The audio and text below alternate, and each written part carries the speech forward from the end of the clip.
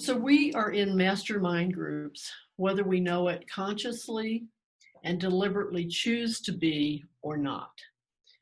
These mastermind groups either support us in believing or not believing what's possible for us.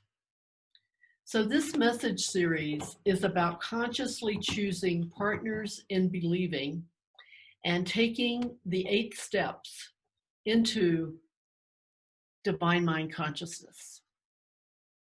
So I want to invite you to remember our lives are a reflection of our consciousness, whether it be our conscious consciousness or our unconscious consciousness.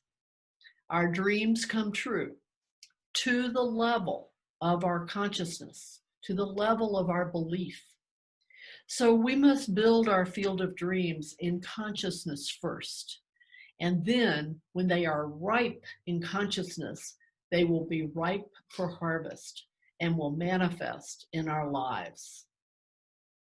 My purpose today is to support you in taking the 3rd and 4th steps into the mastermind consciousness and thereby opening yourself to the field of infinite possibilities.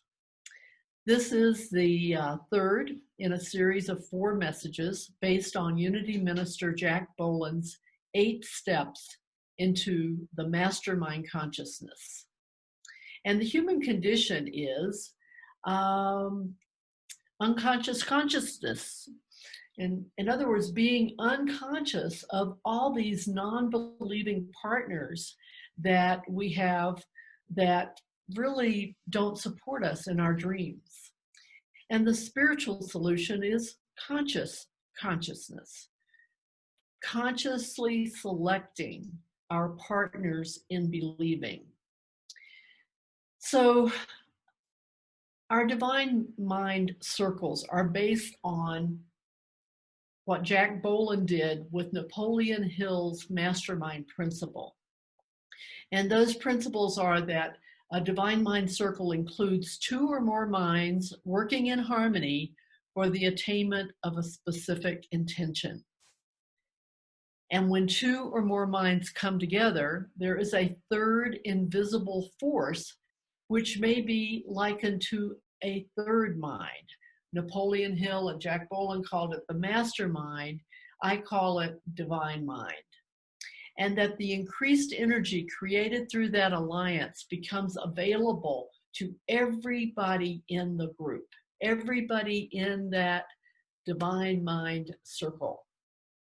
So to paraphrase what Jesus said in Matthew 18, in the context of divine mind circles, he said, "Assuredly, I say to you, whatever you bind in human mind is bound in divine mind, and whatever you loose in human mind is loosed in divine mind. Again, I say to you that if 2 of you agree in human mind concerning anything you ask, it will be done for you by divine mind. For where 2 or 3 are gathered in my name, divine mind is in the midst of them." So we are in these mastermind groups, these divine minds. Well, they're mastermind groups when we don't know we're doing it, whether we're conscious of it or not. But we want to be in a divine mind circle that supports us in believing, not one of these unconscious groups that supports us by not believing for us our heart's desire. So this message series really is about consciously choosing partners in believing. So the last 2 weeks, we covered the first 4 steps into divine mind consciousness. And I want to repeat them because, repetition helps. It helps you, it helps me. So the first 4 steps were: I surrender, I believe, I am ready to be changed, and I decide to be changed. So it's about I surrender, thinking that of my human self alone, I can manifest my highest good or successfully meet life's challenges. And it's an admission that I need the help of my divine nature. I believe that by listening to and following my divine nature's voice, that my divine nature significantly raises my consciousness and transforms my life for my highest good. The third step, I'm ready to be changed because I realize that distress and discontent in my life result when I listen to my ego's false messages of lack, fear, and separation. Messages based on error thinking, error beliefs, and error attitudes. So at that third step, I am ready to have my divine nature overrule my ego so I live in peace, wisdom, and love. And the fourth step is actually making that decision. I make a decision and fully surrender my will and my life to my divine nature, allowing it to change me at depth.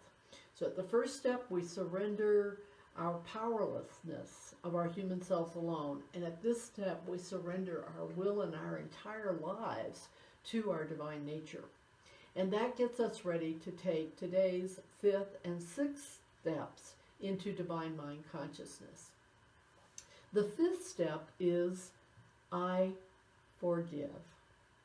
I see the perfection in all my past thoughts and actions, even though I may have seen them as mistakes and shortcomings. And I also see the perfection, light, and innocence in anyone who I may have thought has harmed me. For I know my true self, my divine nature, cannot be harmed in any way. In step 6, I ask, speaking from the voice of my divine nature, I now make known my specific requests, asking my prayer partner's support in knowing that my divine nature is responding to my request in the right and perfect ways and time for my highest good. So let's look a little deeper at that fifth step. I forgive. I'm going to read it again. I see the perfection in all my past thoughts and actions, even though those I may have seen as mistakes and shortcomings. I also see the perfection, light, and innocence in anyone whom I may have thought has harmed me. For I know my true self, my divine nature, cannot be harmed in any way. So this may be a little hard to take, but the point is that whatever I have done in the past has led me to where I am right now. Therefore, it is perfect. Whatever another has done to me in the past has led me to where I am right now. Therefore, it is perfect. Hopefully, I've gleaned the lessons from those things so that I can see their perfection. Because whatever has occurred to me in my past is part of who I am today, for better or worse. So instead of dwelling on the past, we acknowledge it, glean any lessons from it, and let it go. But I believe the key point in this forgiveness step is the last phrase. I know my true self, my divine nature, cannot be harmed in any way. My ego can be harmed, but not my divinity. My true self, my divine nature, cannot be harmed in any way. When Jesus was crucified, they killed his humanity, but not his divinity, his divine nature. So it's not my divinity, my divine nature that is unforgiving, it's my humanity, and more specifically, it's my ego that is unforgiving. So here's an example of my ego in action. For the past several weeks, I have been aware of an old grievance against a colleague, and I have been trying to figure out how to forgive her for the harm I perceive she has caused me. Well, I'm telling you, weeks have gone by. I've been willing, I've put it out there, and nothing has changed. So, on Friday, I was doing a heart math coaching session with a group, and I realized I hadn't done a heart math freeze frame regarding this person and my unforgiveness. So while I was leading the group in the Heart Math Freeze Frame process, I did it too because I always find it helpful for myself. And I realized that I felt resistance to forgiving her, and I felt fear that I just can't do it. I just don't know how to do it. And so when I asked the wisdom of my heart how to see it differently, here's what I heard. No one is undeserving of your love. You are my beloved, in whom I am well pleased, and so is she. You are both innocent. Love as I love you. Release this block, release this block caused by the unforgiveness. It's a block to love's awareness, so release it. Relax and let go. You can't, I can. Put her and your ego on the altar. Give yourself to love, and let love transform the situation. Let love transform you. And finally, seek no more. Well, my takeaway was to get out of my ego, or to get my ego out of the driver's seat and quit trying to do this of my human self alone. In other words, let go and let love. Let my divine nature be in the driver's seat. That's what I was doing at the first and second step of the going into the mastermind consciousness. What was I thinking? So I've put my colleague, myself, my thoughts, and my feelings about her and what happened between us on the altar, knowing that right now, love is doing its mighty healing work, cleansing, purifying, and healing whatever needs to be cleansed, purified, and healed. And I am open and receptive to divine guidance, showing me what I, of my human self, need to do.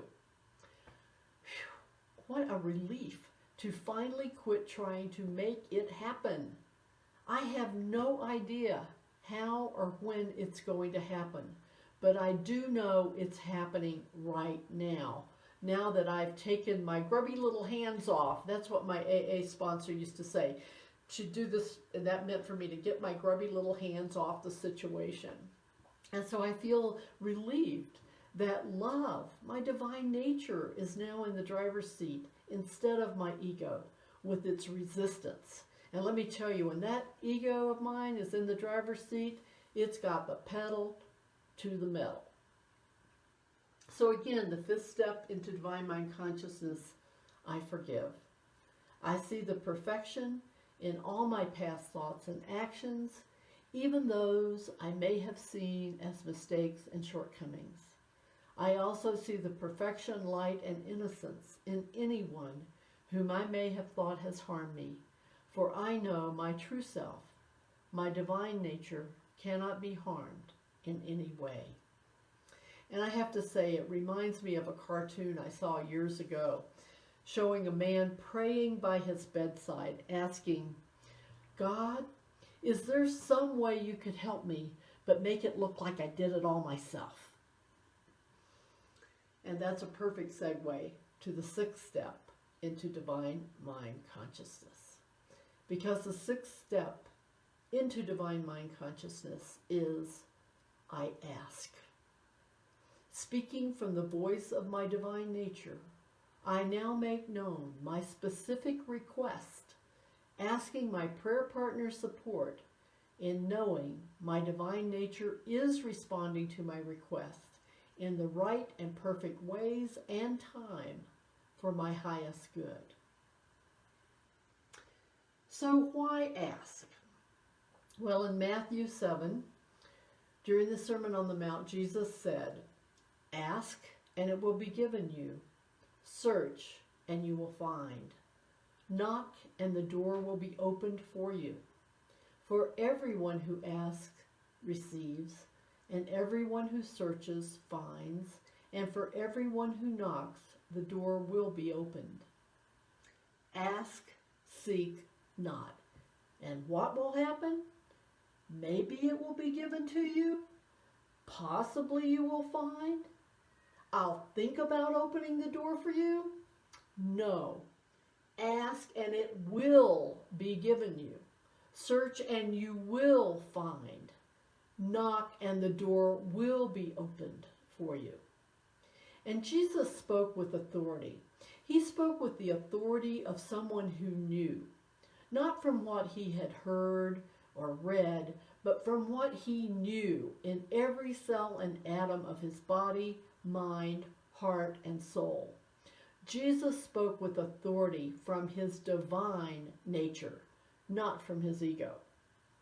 Jesus told the people of his time why he spoke with such authority, and he told them the reason he spoke with authority by saying, "The Father abiding in me does the work. It is not I of myself. The Father abiding in me does the work."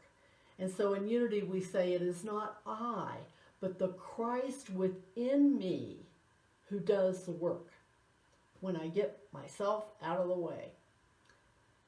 So what do we ask for when we're in a divine mind circle? Do we pray just for things or for knowledge and for strength and wisdom to use knowledge rightly? Hopefully the latter, because prayer is about asking God for help, not telling God what you want. God is not Santa Claus. Prayer is more than seeking an answer to a question or a problem. Asking in prayer is the beginning of a deeper spirituality, a deeper relationship with God. So as we grow spiritually, our vision changes from the material to the spiritual. And the more we elevate our consciousness through prayer, the richer the message we receive from God in response. So, how do we pray? We have to know how to ask. Again, Jesus said, whatever you ask for in prayer with faith, that's the caveat, you will receive. So we must ask believing that it is ours, not just hoping, but believing. So asking infers faith that we will receive an answer. The Apostle James said that when we don't seem to get an answer to prayer, it has to do with how we ask. He said we don't get an answer to prayer when we ask wrongly. You see, in asking, we must be in attunement with our divine nature. In asking, we are seeking to tap into the divine mind for help and guidance. And I do that through heart math, when I remember to do it. So we are asking rightly when we pray from the sure knowledge and belief in God's allness and perfection. It is our surrender and attunement to divine mind and our willingness to follow divine guidance that guarantees we will receive. So think about my example, my forgiveness process I mentioned earlier. I had to surrender. I had to give it to love, my divine nature, and I had to be willing to follow divine guidance. And it is in this surrender and willingness that we are guaranteed to receive an answer, and that we will be able to accept that answer, whatever it is. Now, there's another aspect of how we ask that makes a difference. Guy Finley said, "Any request for help, when sincerely spoken from your heart, is both an admission and a confession that you don't know how to make the world into the one you want to see." There we go, back to the first step into divine mind consciousness, surrendering, admitting that we need the help of our divine nature. And so this admission is evidence of a need for help to see the situation differently. It's a desire to see it through God's eyes, to see it through the eyes of our divine nature. Which again goes back to step 2 into divine mind consciousness. I believe and I listen to the wisdom of my divine nature. So this admission that we need help is really an act of humility. It's a willingness to be taught, to be teachable, and an admission that I, of my human self alone, I just don't know what needs to be done. I don't know how to do it. But if I will, sit down, shut up, and listen, I will be given the answer. And it's easier to put faith behind our asking when we remember that whatever we are seeking is already available on the spiritual level. It is ours for the asking. So we're not asking God to give it to us. Rather, we are acknowledging God, our divine nature, as our source, while asking our divinity to help us become receptive to receiving it. And asking is expecting to receive. So when you go to the bank and you ask to withdraw money from your account, you are making a claim for what is already yours for the asking. And that's what we do when we ask, expecting to receive, because it's already ours. And the final aspect of how is to, when you make your prayer request, to state your request succinctly, affirmatively, and positively. God doesn't need the whole story. Your divine nature already knows the whole story of why you're asking. So don't bore it with the details. Ask succinctly, affirmatively, and positively. So instead of praying, God, help me not be sick, pray what you want to experience. Pray affirming, I am healthy, whole, and well. Because on a spiritual level, you are healthy, whole, and well, regardless of what's manifesting in the body. And you're calling forth that spirit of health, whole, and wellness and giving it an open channel to every cell and atom of your physical body. So in a divine mind circle, when we get to this step, each person affirms their intention, and their partners in believing pray back the prayer to the prayer in their own words. So I always affirm that I'm forgiving. I'm a forgiving person. This is what I've been working on lately, that I forgive this colleague, and I celebrate the blessing of that forgiveness. And so then my prayer partners affirm that back to me and say, I know that your divine nature right now is doing the work, supporting you in forgiving and being blessed by this situation.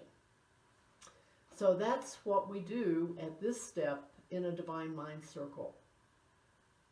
And in terms of the rest of the how-tos, we know it's always prayer and meditation.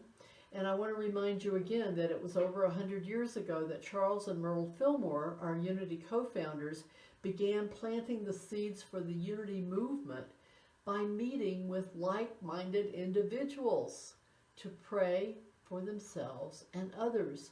So they formed a conscious mastermind group, stepping into divine mind consciousness.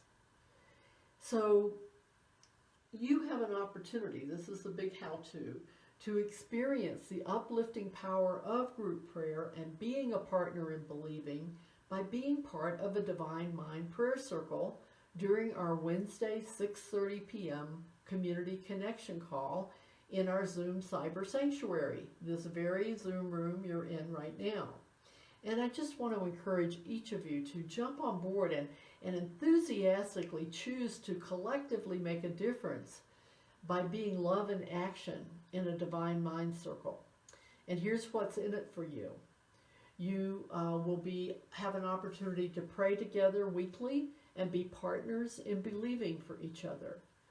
You will pray your individual personal intentions, and as a group hold the vision for racial justice and the dismantling of white privilege in our country.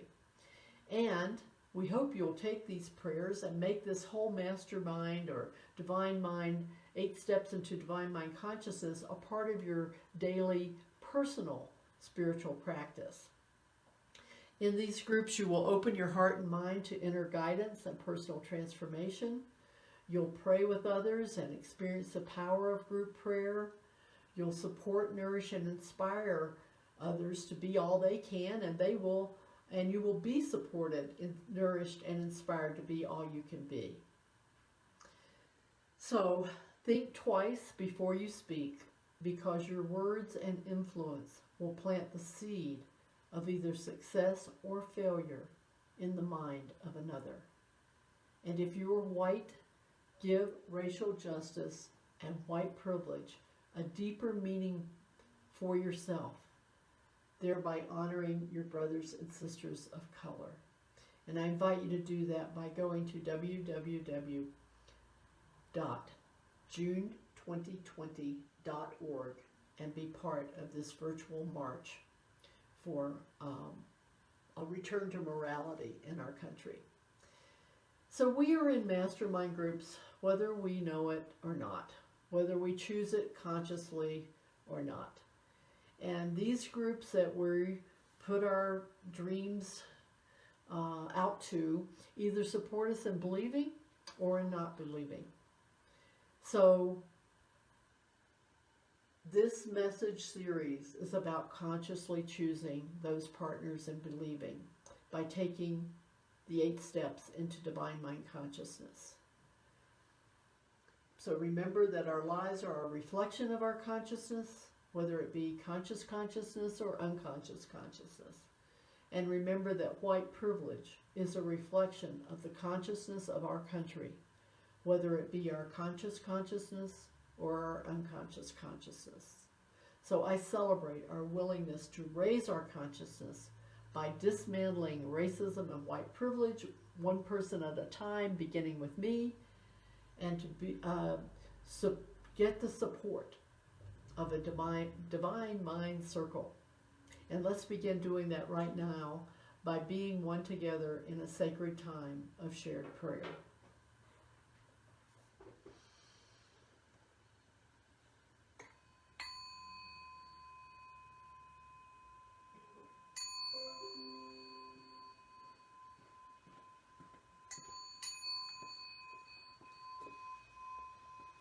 So I invite us to relax the body,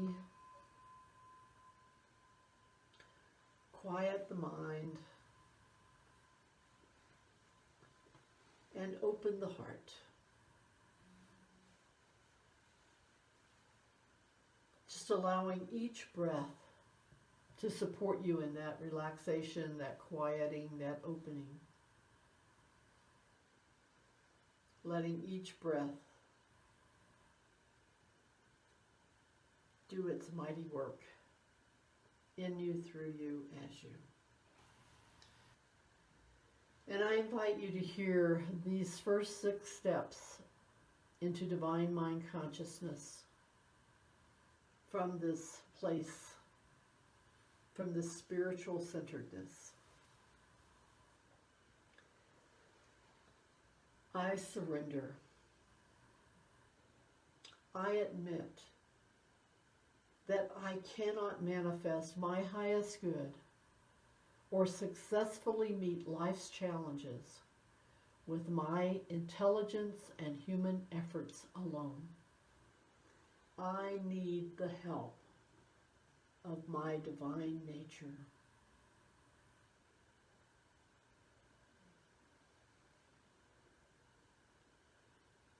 I believe that by listening to and following my divine nature's words of peace, wisdom, and love within me, my divine nature significantly raises my consciousness and transforms my life for the highest good.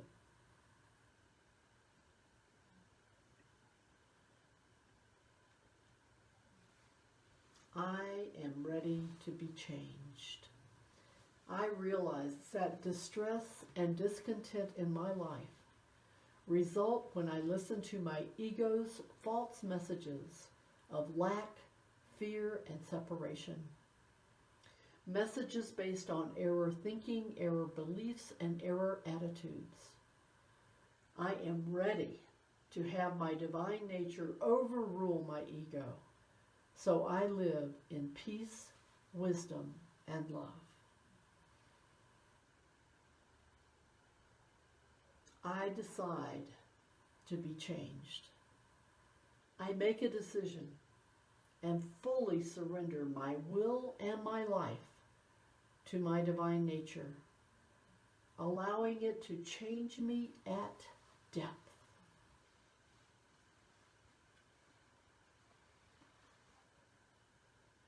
I forgive. And I invite you to just let bubble up to mind anyone that you haven't forgiven. I invite you to say these words silently. I see the perfection in all my past thoughts and actions, even those I may have seen as mistakes and shortcomings. I also see the perfection, light, and innocence in anyone whom I may have thought has harmed me. For I know my true self, my divine nature, cannot be harmed in any way.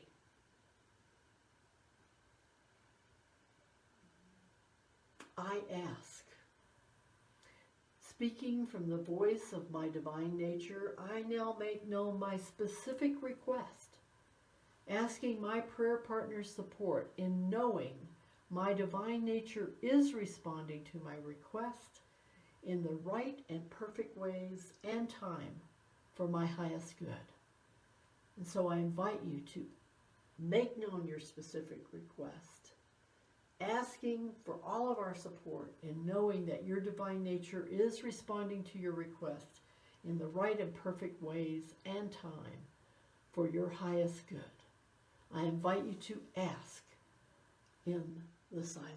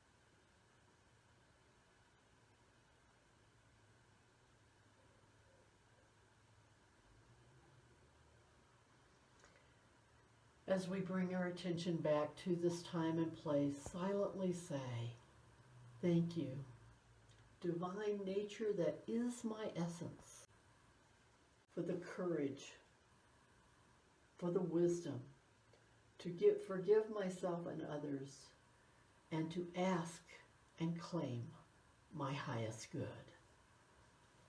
Thank you, thank you, thank you. That it is so, and so it is, and so we are. Amen.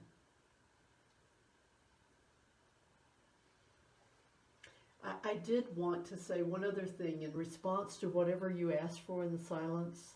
I want you to know that you have my support in knowing that your divine nature is right now responding to your request in the right and perfect ways and time for your highest good and for the highest good of all. And I claim that to be so. And so it is. Amen.